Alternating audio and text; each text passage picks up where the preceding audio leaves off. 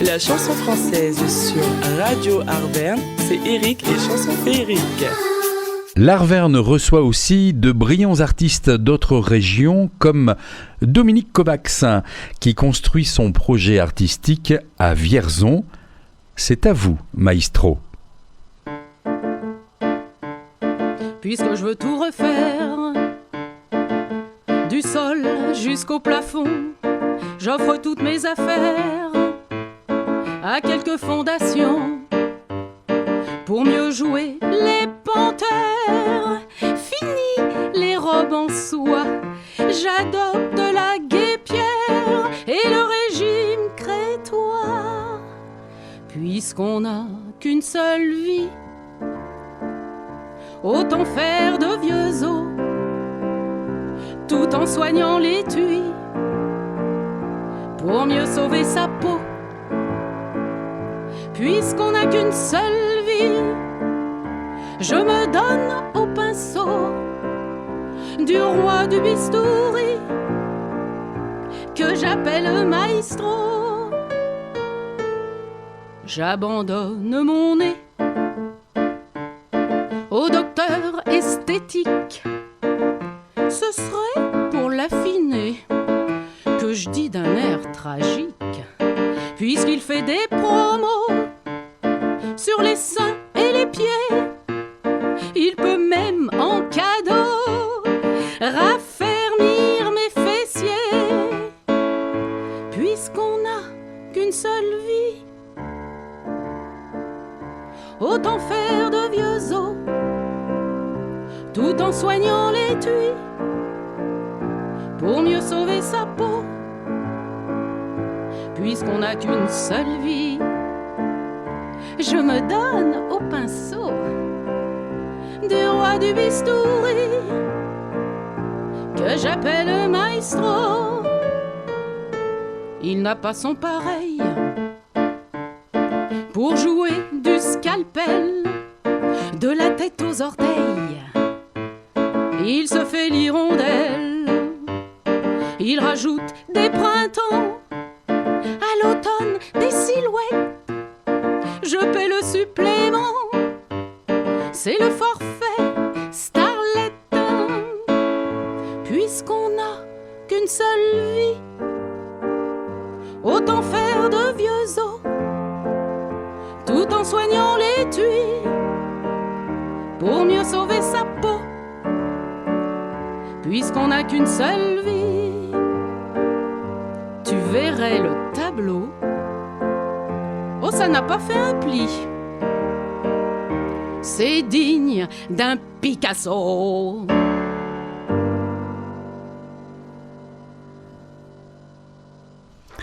Bonjour Dominique Kovacs, des textes ciselés au scalpel. Pour vous, il faut que les chansons aient un sens ? Ah oui, tout à fait. Bonjour Eric. Bonjour. Oui, il faut qu'elles aient un sens, un minimum quand même. Alors on a écouté qu'effectivement le maestro n'était pas une personne qui était au piano, c'est une personne qui jouait du scalpel. Voilà, tout à fait. Elle joue du scalpel, c'est le chirurgien esthétique qui nous fait un corps de rêve. Enfin, on en rêve parfois de ce corps de rêve, justement. Mais le physique, c'est important ? Oui, c'est la première chose qu'on voit chez quelqu'un quand même. Hein. Avant de voir l'intérieur, on voit l'extérieur, l'enveloppe, n'est-ce pas ? Alors, les textes, vous êtes musicienne, vous n'êtes pas auteur. Je suis auteur un petit peu, de plus en plus. Voilà, mais je suis arrivée dans la chanson surtout par la musique. Voilà. Alors on va y venir. C'est d'abord un texte qu'on va vous proposer, que vous allez mettre en musique. Vous lisez un papier, comment ça se passe ? Et comment ça se passe ? Ça dépend de la chanson. Parfois j'ai une musique et ça va m'inspirer un texte, donc que je vais écrire. Parfois on m'envoie un texte et dès que je regarde, je lis ce texte, j'entends tout de suite la musique, je me mets au piano et je compose la musique. Voilà. Ça peut être d'une façon comme d'une autre. Il n'y a pas de règle. Ça peut être une commande. Tiens, j'ai envie je suis allé me promener en Auvergne. Auvergne. J'ai poussé la porte de Radio Arverne. Oui. Est-ce que tu peux m'écrire un texte? Ça peut être ça? Oui, ça pourrait être ça.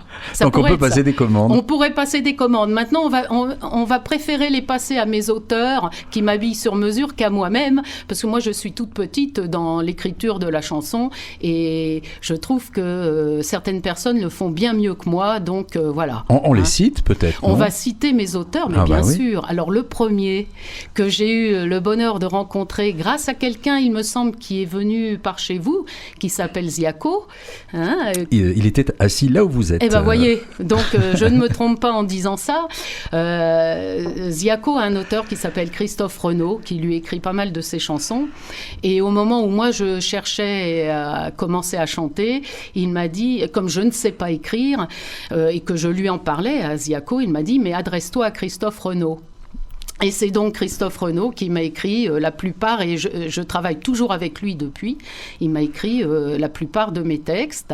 Puis après, j'ai eu un copain qui m'avait aussi écrit une chanson avant, même, j'avais une chanson avant ça.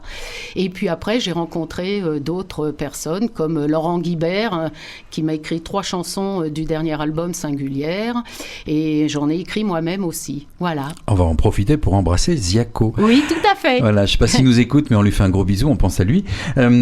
Est-ce qu'une chanson est un art littéraire à part entière? Alors d'où me vient cette question? C'est vrai que la difficulté d'écrire sur un format court, oui.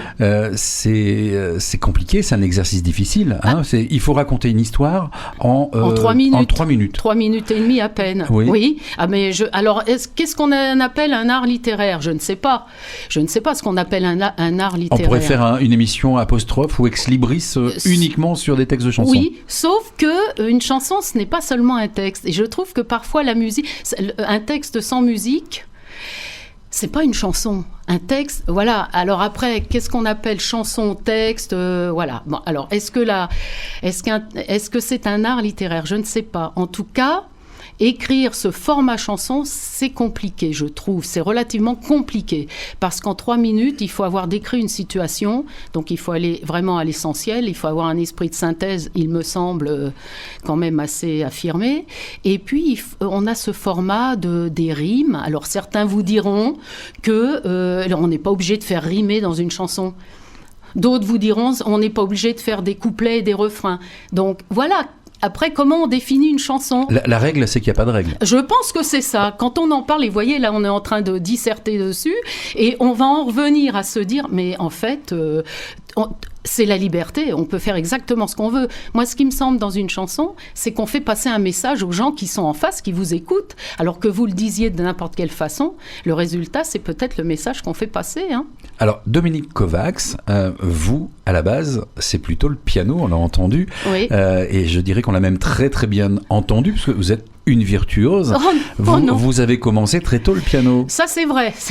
Les deux ne sont pas liés, mais ça, je confirme sur la deuxième partie de votre phrase. J'ai commencé le piano très jeune, oui, 6 ans, et j'en ai fait une dizaine d'années, jusqu'à 16 ans, jusqu'à l'abandonner. Voilà. Et jusqu'à y revenir. Et jusqu'à y revenir bien des années plus tard. Comme quoi, les efforts que l'on fait autour des 10 ans, on peut s'en servir même quelques années après. Eh bien oui, figurez-vous. Et ça, tout sert à tout, en fait. Eh bien, exactement. Et moi, j'en doutais et ça me l'a confirmé. Parce que je ne pensais pas ça au départ. Vous avez commencé par Mozart oui, et Chopin. La sonate, non pas Chopin, trop dur pour un débutant Chopin, mais la sonate en ut majeur de Mozart avec ce si bémol que je faisais toujours à côté du bémol. Et c'est bien là le problème d'ailleurs. La chanson est un art à part entière comme la musique classique? Je pose la question à la pianiste. Oui, moi je dirais que oui, la chanson est un art à part entière. Oui, je fais pas d'hiérarchie, moi, de hiérarchie, plutôt dans tout ça. Oui. Bah oui, la musique, la chanson, le texte... Alors maintenant, qu'est-ce qu'un art? C'est pareil, on peut se poser des questions sur toutes les définitions des mots, parce que X personnes, X peut-être définitions différentes. Hein. Déjà, écrire une musique, écrire une chanson, c'est déjà un peu de l'artisanat. Ah ça, c'est sûr. Ça, c'est sûr. C'est de l'artisanat, oui. Parce que quand on voit le temps qu'on y met, C'est presque comme le menuisier avec sa petite lime et puis son... Oui, c'est sûr, Et c'est de l'artisanat. ça peut s'accompagner aussi d'un doute. Est-ce que je fais bien? Est-ce que je me trompe? Ah, mais Est-ce bien que sûr. une chanson peut évoluer comme ça dans le temps? Ah, c'est sûr. Moi, j'ai quelques chansons, j'ai mis 1 an à les écrire parce qu'on y revient, on les met de côté, on trouve que c'est pas trop bien. On a une idée, mais on n'arrive pas à l'exprimer comme on veut. Donc, on pose ça, on le met de côté, puis on y revient. Et puis, vous avez d'autres chansons, d'autres textes que vous allez écrire en 10 minutes. Voilà. Alors, ce qui est très intéressant, c'est qu'il y a un texte, quand on n'y arrive pas, on ne le déchire pas. Il y en a peut-être qui le font. On le met, c'est pas bien. On le met pas à la corbeille. Bon, on va les gronder. On peut le reprendre 1 an après et faire une belle chanson sur un travail qui a été fait 1 an plus tôt. Vous êtes d'accord, Dominique? Moi, je suis d'accord avec ça, oui. Bon, alors oui. J'aime bien quand vous êtes d'accord avec moi. 2017, Passeur d'étoiles. C'est après avoir été musicienne, accompagnée des artistes, parce qu'il y a eu ça. Il y a eu l'envie d'être chanteuse. Voilà, c'est ça. Comment s'est passée la transition entre les deux? Entre faire de la musique uniquement pour les autres et puis vraiment de vous présenter devant un public avec un CD avec votre propre nom. Alors, pour Passeur d'étoiles, c'était une façon de fêter 10 ans de reprise de la musique déjà, pour commencer. C'était une façon de faire un anniversaire et d'y citer les gens que j'avais rencontrés pendant ces 10 années. Voilà, donc Jose Yaco, et puis d'autres, beaucoup qui sont plus derrière. Et puis voilà, d'avoir quelque chose qui laisse une trace. Voilà. Et 2019, c'était hier. Arrive le 2e album. Oui, avec une progression quand même entre les deux. C'est que sur Passeur d'étoiles, j'étais piano-voix toute seule, et que sur Singulière, j'ai des musiciens qui m'accompagnent. Singulière, c'est le nom de ce 2e album. La raison pour laquelle vous êtes avec nous dans les studios, on le présente. D'ailleurs, le premier extrait, Maestro, c'est une chanson qui est dans cet album. Oui. Vous êtes singulière? Alors, oui, il paraît que je suis singulière, parce que ce titre-là, ce n'est pas moi qui l'ai donné à l'album. C'est venu après une question que j'ai posée aux gens qui me suivent un peu. Une fois, je leur ai demandé, mais comment vous me définissez en un seul mot? Alors, il y a eu beaucoup de choses. Il y a eu à part, atypique, rigolote, déterminée. Et puis, quelqu'un m'a mis ce nom, ce déterminatif singulière. Et j'ai trouvé que ça me correspondait très bien. Alors moi qui vous connais un petit peu, je suis parfaitement d'accord. Et voilà. Singulière, ça vous va bien et l'album est réellement très très réussi. Vous chantez des chansons parfois rigolotes, parfois des sujets graves, et c'est toujours fait avec une joie de vivre et beaucoup d'humour. Ça fait partie de cette singularité. Oui, c'est ça. Écoutez, si vous le dites, je vous crois, d'autant que vous n'êtes pas le seul à le dire, en fait. Que c'est ce que je voulais traduire, c'est que c'est vrai que je suis un peu à part, je dirais, parce que d'abord, je suis arrivée dans ce métier au moment où d'autres font pratiquement leur dernier album, ou pas loin. Donc déjà, ça, c'est quand même assez atypique. Et puis surtout, j'aime bien, sur mes albums, et celui-là en particulier, je tenais à faire des chansons, les unes des autres, complètement différentes. Voilà. Parce que moi-même, quand je suis auditrice, je me lasse assez vite quand j'entends 12 fois la même chanson sur un album. Donc voilà, j'ai voulu partir... montrer tous les univers, aller dans tous les univers que j'aime. Parce que, en fait, dans ce que j'ai écouté comme musique, j'ai écouté beaucoup de choses depuis toute petite jusqu'à maintenant. Il y a eu du jazz, il y a eu de la chanson française, il y a eu de la musique classique, voilà. Et ce que je ressors, je pense que c'est ça. Ce qui me ressort quand je joue, c'est un peu toutes ces influences. Voilà. Alors, une autre singularité, vous l'avez effleurée, on va peut-être approfondir, c'est qu'à un peu plus de 35 ans, vous avez... 35 ans et demi. Vous avez claqué la porte à une vie professionnelle et vous commencez... certains diraient sur le tard. Oui, c'est ça. Une carrière de chanteuse. C'est ça. Vous êtes une aventurière? Oui, je suis un peu une rebelle peut-être plutôt. Au bout d'un moment, je me dis non, vas-y, c'est le moment. La vie est courte, je crois que c'est ça. Et que tant qu'on est jeune, on se rend compte de rien. On est jeune, donc ça veut tout dire. Et puis le temps passe et on commence à non seulement plus tellement regarder ce qu'on a devant. Enfin, si, on regarde toujours ce qu'on a devant, mais en voyant que la limite est de plus en plus... Ça se rapproche, la fin se rapproche. Donc, il y a moins de temps pour faire les choses, donc il faut peut-être commencer à le faire. Donc, on va faire passer le message, Dominique. Voilà, tout à fait. Si vous avez, 40, 45 ans, 50 ans, vous avez toujours rêvé de faire quelque chose, faites-le. Merci, Dominique. Le message est passé. Parce qu'il faut quand même mourir sans regret, sans remords et sans regret. Voilà. Au moins, puisqu'on doit mourir, mourons satisfaits de ce qu'on a fait avant et sans regret. Alors, voilà. Cette joie de vivre que l'on entend, que les auditeurs de Radio Arverne sont en train d'entendre, on la vit sur scène. Pour avoir vu des photographies de gens, c'est vraiment des spectacles, parce que vous jouez sur scène, extrêmement interactifs. Ah, tout à fait. Et c'est communicatif, cette joie de vivre. C'est important, ça. Ah, ben c'est même l'essentiel. D'abord, je me suis rendu compte que ce que je voulais vraiment faire, moi, en faisant de la chanson, c'est monter sur scène. C'est pas simplement une démarche égocentrique à faire des albums pour avoir une trace de mon travail, c'est partager avec les autres, non seulement le public, mais aussi éventuellement des musiciens sur scène. Mais avec le public, c'est certain. Et dans mes concerts, c'est une conversation avec les gens. C'est comme nous deux en ce moment, sauf que j'y rajoute mes chansons. Mais ça pourrait être ça. Donc je prends les gens à témoin, voilà, ils réagissent et je me jette, dès qu'il y a une réaction, je me jette dessus pour développer le sujet. Et voilà, c'est pour ça que vous voyez ces regards un peu, les yeux écarquillés, on se dit. Et souvent, les gens se demandent où je vais les emmener. Et ça, c'est très drôle. Il y a des chansons, ils se demandent jusqu'à la chute. Parce que j'aime bien, moi, avoir des chutes de chansons, pas toujours là où on les attend. Et ils se demandent jusqu'à la fin, mais où est-ce qu'elle veut nous emmener ? Il y a des surprises. Il y a des surprises. Il y a des surprises. Dominique, je me disais que vous n'aviez pas trahi la petite fille que vous étiez. Ah bon ? Je me dis que les rêves de petite fille, le rêve de petite fille que vous étiez, vous l'êtes devenue. Ah bah peut-être, sans doute. C'est un peu ça. Sans doute, mais tant mieux, hein. Tant mieux. On va le souhaiter aussi à nos auditrices oui. et aux auditeurs.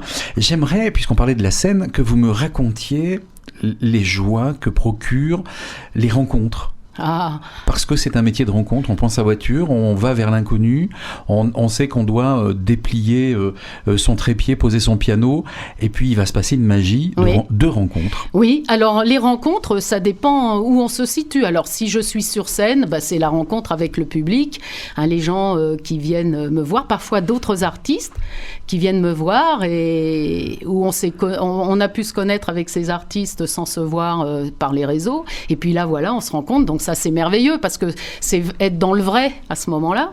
Et puis il y a moi quand je suis spectatrice quand même et que je découvre les artistes ou que je les connais et que je vais les écouter et qu'après on peut échanger ensemble, c'est un métier de rencontre quand même, la musique, il me semble, de partage et de rencontre. Alors quand une chanteuse rencontre un chanteur, il parle de chansons ? Pas toujours, il parle de la vie, parce que je crois que dans nos chansons, en fait, qu'est-ce qu'on fait dans nos chansons ? Regardez bien, on va parler de gens peut-être que vous connaissez, comme Éric Frasiac, comme Frédéric Bobin, comme Ziaco, comme Govrache, comme plein d'autres. Alors moi, je vous parle de ceux que je connais, parce que je tourne beaucoup dans le milieu de la chanson française, voilà, dans ce milieu-là. Eh bien, ils vous racontent un peu leur vie, ou nos vies. Et moi, je commence même mon concert comme ça, en disant aux gens que je vais raconter ma vie, mais c'est peut-être aussi un peu la vôtre. C'est ce que je leur dis. Et voilà, on parle de nos vies, en fait. Quand la chanson est un miroir. Oui, voilà. Miroir. Miroir, c'est une prise de conscience, Miroir. Et elle était dans le premier album et je l'ai remise dans le deuxième. Je vais vous dire pourquoi. Parce que les gens l'ont beaucoup plébiscité, celle-ci, dans Passeur d'étoiles, qui était en piano-voix. Et moi, je l'entendais vraiment plus rock. Et donc, comme j'ai eu des musiciens, je peux parler d'ailleurs de mes musiciens, ça me donne l'occasion de le faire. C'est l'opportunité, là. Mais bien sûr. C'est que dans Singulière, j'ai eu, sur l'une des chansons, un thème assez sérieux, puisque c'est le thème des femmes battues. Hein. Sur cette chanson-là, j'ai eu à la guitare Fred Daubert et au violon Laetitia Charrier en invité.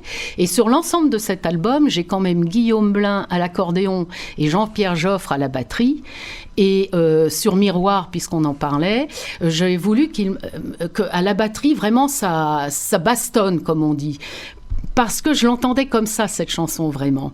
Et les gens l'ont plébiscité aussi bien en piano-voix que dans la deuxième version.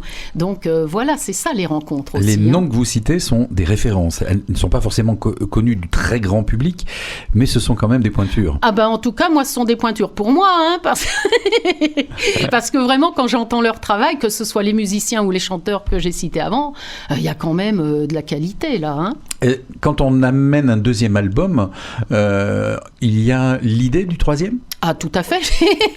On est même déjà, une fois qu'on a fini le deuxième, qu'est-ce qui se passe quand on fait un album ? C'est que c'est encore des rencontres et que moi, les gens viennent vers moi avec des textes et voilà, j'ai de nouveaux auteurs qui depuis sont venus vers moi. J'ai écrit moi-même des chansons parce que plus j'y vais, plus j'écris, tout en sachant qu'on m'habille sur mesure, donc je préfère plutôt me consacrer à la musique. Mais bon, il y a des choses qui m'inspirent quand même. Et donc, oui, il y aura un troisième album, c'est certain. Alors, on va surveiller ça avec impatience et on en fera écho, bien évidemment, sur les ondes de Radio Arverne. J'ai lu sur votre bio concert de proximité. Oui. Alors ça, je trouve ça très intéressant. Est-ce que ça voudrait dire tout simplement que une personne qui fête un anniversaire à côté de Clermont-Ferrand pourrait vous solliciter, ce qui nous ferait la joie de vous revoir? Oui, tout à fait. Bien sûr, parce que comme je le disais tout à l'heure, je partage beaucoup avec les gens et c'est une conversation avec les gens. Donc quand je dis proximité, c'est petite salle où je veux toujours voir un peu les visages. Je demande toujours à avoir un peu de lumière pour voir les gens. Et oui, mais tout à fait. Et j'aime beaucoup, moi, ces cadres-là, de petits comités, de cafés littéraires, de gens qui organisent des concerts chez eux. Parce que ça, c'est une merveille pour nous, je vais vous dire. Ça, c'est un passeur d'émotions. Oui, passeur d'émotions, ça, c'est sûr. Et puis surtout, là, il y a de l'écoute. C'est-à-dire que les gens viennent vraiment pour écouter. Et voilà, moi, quand j'ai des gens que je peux capter comme ça, c'est royal, quoi. Hein. Alors, je me disais que cette magie-là, elle est vraiment en train de prendre autour de cette toute jeune carrière. Ça fait à peine 3 ans maintenant. Oui. Dominique Kovacs, puisque je lisais diffusée sur Radio Montréal au Québec. Oui. Et c'est quoi cette histoire avec les États-Unis? Alors, c'est incroyable. Oui. Charles Spira, qui a une radio aux États-Unis. Mais il me semble que vous avez... il n'est pas passé... J'ai cru voir quelque chose avec Charles Spira. Alors, nous avons effectivement une émission, la chanson française vue aux États-Unis. C'est ça. Donc, de toute façon, déjà, Dominique Kovacs, vous étiez diffusé sur Radio Arverne par l'intermédiaire des États-Unis. C'est ça, c'est quand même un comble. Imaginez ça, c'est une merveille pour une toute petite comme moi, d'avoir des chansons qui vont aux États-Unis et qui reviennent au bercail. C'est une merveille, ça. Mais Charles... Vous pourriez remplacer Céline Dion à Las Vegas facilement, alors que vous proposez d'aller chanter dans le salon d'une dame à Gerza. Oui, enfin bon, toute proportion gardée, n'exagérons rien, quand même. Je voudrais vous remercier beaucoup, Dominique. Est-ce que vous voulez rajouter quelque chose?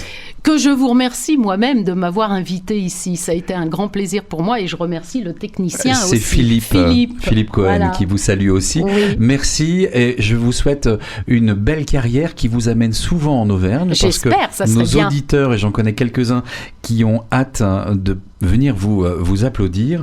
On va se quitter avec un titre, Bruno Serial Scanner. Ça mériterait une petite explication quand même.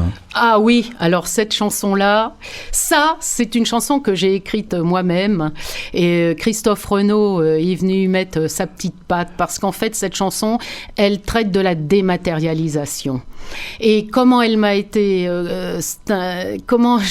j'ai eu l'idée de cette chanson, c'est qu'un jour, vous savez bien qu'on ne reçoit plus ni nos relevés de compte, ni nos avis d'imposition, tout par Internet. Hein, ça, c'est une chose acquise. Seulement, moi, un jour, je vais à ma boîte à lettres et j'ouvre ma boîte et là, je trouve plein de publicités. Alors, je dis d'un côté, on nous dématérialise quand même ce qui nous intéresse en premier lieu, nos comptes, nos impôts, et d'un autre côté, on va nous bourrer de publicités qu'on va jeter directement. Alors, par rapport au minimum de déchets, il y avait une incohérence. Et c'est bien remarqué. Et bah oui, et ça m'a quand même. Je suis rentrée chez moi, je me vois encore de ma boîte à la maison, et j'ai dit, je vais écrire un texte. J'ai contacté Christophe. Je lui ai dit, écoute Christophe, comme il m'habille sur mesure. Je lui ai dit, est-ce que tu auras un texte ? Il me dit non, parce que Christophe est auteur, mais il est écrivain aussi, et donc il était sur un livre. Il m'a dit, j'ai pas le temps. Et ben j'ai dit, et je me suis dit, je vais l'écrire moi-même. Ça m'a finalement forcé un petit peu à prendre la plume un petit peu plus sérieusement. Et j'ai écrit ce texte, et 15 jours, enfin, peut-être pas 15 jours, parce que ça a dû mettre un petit peu plus de temps que ça, mais Christophe m'envoie un texte en me disant, tiens Dominique, j'ai eu 5 minutes. 5 minutes entre guillemets, certainement. Et je mets les deux textes l'un à côté de l'autre et je me rends compte qu'on l'avait écrit exactement de la même façon. Donc son introduction, le début de son premier couplet, je le trouvais mieux que le mien. Donc on a fait un mixte des deux et voilà, on a fait cette chanson-là tous les deux. Voilà. C'est une magie. Dominique Kovacs sur Radio Arverne et peut-être, si vous le souhaitez, Dominique Kovacs dans votre théâtre ou dans votre salon. Si vous voulez la faire venir, vous pouvez aussi la contacter via Facebook. C'est Dom Kovacs et je sais qu'elle vous acceptera facilement si vous venez de la part de Radio Arverne. Je vous remercie vraiment d'être venu de la région voisine. Vous êtes du côté de Vierzon. C'était un privilège de vous avoir à notre antenne et pour notre plaisir, Bruno Serial Scanner, c'est Dominique Kovacs.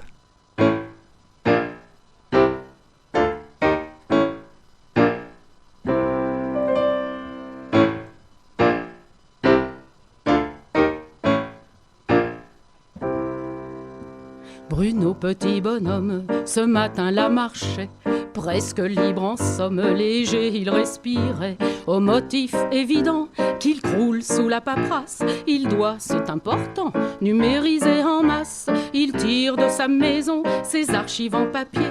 Il va faire un carton à coups de gigaoctets. Les bulletins de salaire, les factures du garage, tout son dossier scolaire, les photos du mariage, ni mouton ni poussière, tout dans le disque dur. Chez lui, un vrai désert, même plus une brochure. Bruno, petit bonhomme, ce matin-là marchait, presque libre en somme, léger il respirait. Quand il se met à table, c'est la fexaramine, en comprimé ses câbles, qui lui donne bonne mine. Il rencontra l'amour, sans rencontrer la dame, un aller sans retour, sa mémoire, c'est la rame. Les livres sur la tablette, les comptes sur le portable, la musique sur le net, les commandes effaçables, ni mouton ni poussière, tout dans le disque dur. Chez lui, un vrai désert, même plus une brochure. Bruno, petit bonhomme, ce matin-là marchait, presque libre en somme. Sur lui, on se retournait. C'est que dans sa folie, et c'est bien saugrenu, il a numérisé toute sa panderie. C'est que dans sa folie, et c'est bien saugrenu, Bruno marchait tout nu.